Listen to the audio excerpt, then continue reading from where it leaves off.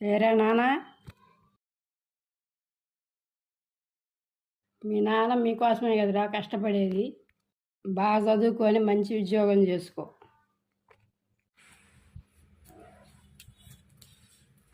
లేరా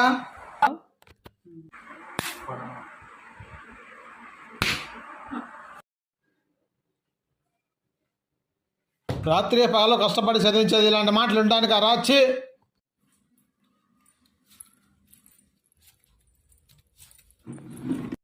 ఏమయ్యా, ఏం చేశాడని అలా కొడుతున్నావు? కష్టపడి చదివిస్తుంటా నా కొడుకు సిప్పులు పెట్టి రాస్తున్నట్ట ఏమనాలి? అందుకని ఎదిగిన పిల్లల్ని పట్టుకొని కొడతావా? కొట్టక ఏం చేయమంటావు? ఏమయ్యా, ఏం చేస్తున్నావు లోపల?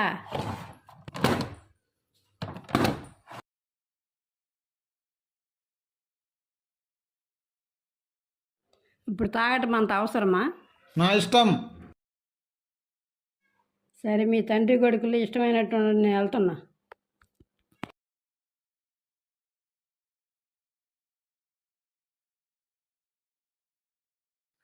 నాన్న ఏంటన్న ఇది? మళ్ళీ ఎప్పటి నుంచి మొదలు పెట్టావు ఈ తాగుడు? నా డబ్బు, నా మందు, నా ఇష్టం.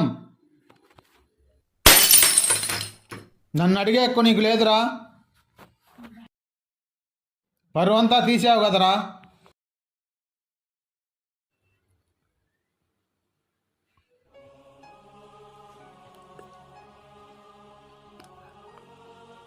ఏనా పరువా?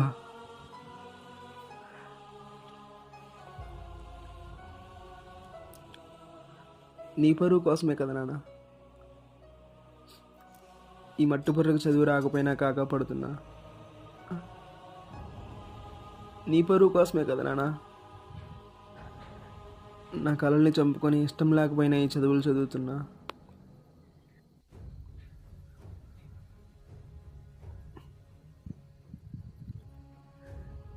ఇన్నేళ్ళు రాని చదువుని బట్టి పట్టి ఇక్కడ దాకా వచ్చాను. కానీ కానీ ఈరోజు నా వల్ల కాలేదు నాన్న.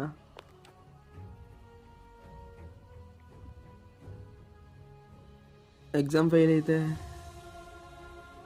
ఎక్కడ నువ్వు తిడతామని భయం వేసింది నాన్న. అందుకే స్లిప్ పెట్టాను. చిన్నప్పటి నుంచి ప్రేమతో పాటు పరువు అనే పదాన్ని గుండెల్లో ముద్రేసి నాలో ఒక భయాన్ని పెంచి పోషించానన్న. ఆ భయమే ఈరోజు నన్ను నీ ముందు తలదించుకునేలా చేసింది. ఒక్కసారైనా నా పక్కన కూర్చొని నువ్వేం చేస్తే సంతోషంగా ఉంటావని అని అడుగుంటే ఈరోజు ఈ పరిస్థితి వచ్చేది కాదు కదా నాన్న. పరువు అని ఎవరో ఏదో అనుకుంటారని మనం ఎందుకు నాన్న చావాలి? నాలా మీరు మూటలు మోసుకోకూడదని కదరా నా బాధ. చూడన్న, నువ్వు పడే కష్టం నేను బాగుండాలని నాకు అర్థమవుతుందన్నా. కానీ నాన్న,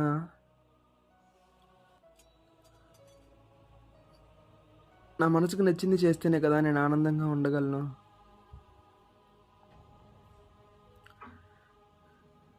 చిన్నప్పటి నుంచి సినిమా అంటే ప్రాణం నాన్న. కెమెరా పట్టుకోవాలి, సినిమా తీయాలి, పెద్ద డైరెక్టర్ అవ్వాలని కలలు కంటూ ఉండేవాడిని.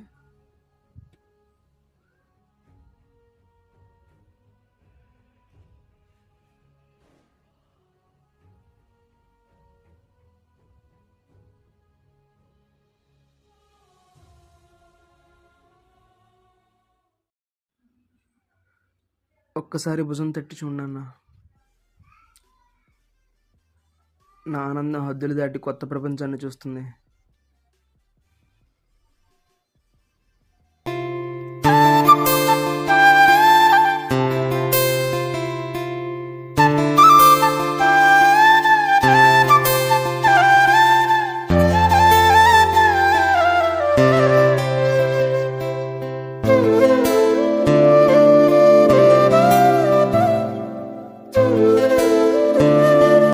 ప్రస్తుత విద్యా వ్యవస్థలన్నీ ఫిల్టర్ చేస్తే అందులో లక్ష్యంతో చదువుతూ భవిష్యత్తులో ఉన్నత స్థాయిలో ఉండాలనుకుంటూ ముందుకు వెళ్ళేవాళ్ళు 40%.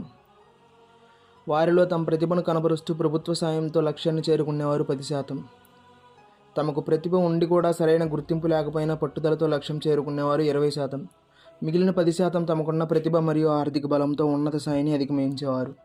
మిగిలిన 60%లో తమకున్న ఆర్థిక ఇబ్బందులను ఎదుర్కొంటూ ఏదో ఒక జాబ్ తెచ్చుకోవాలని తమ కలలను చంపుకుంటూ ఇష్టం లేకపోయినా కన్నవారి కళ్ళల్లో ఆనందం చూడడం కోసం బలవంతపు చదువు చదివేవారు 30%. అందులో నిరుద్యోగులుగా మిగిలేవారు 20%. పోతే మిగిలిన 30%లో తమ చదువు మీద విపరీతమైన ప్రేమ గౌరవం ఉన్నా ఆర్థిక పరిస్థితి ఏమాత్రం బాలేకపోవడంతో దొరికిన పని చేసుకుంటూ బతికేవాళ్ళు 20%.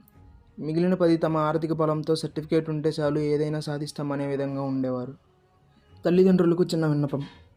పిల్లలు తమకు నచ్చిన రంగంలో తమ ప్రతిభను చూపిస్తే ఆస్తి అమ్మకపోయినా అప్పు చేయకపోయినా పర్లేదు, భుజం తట్టి వారిని ప్రోత్సహించండి. అదే వారి గెలుపుకు తెలియడుగా అవుతుంది.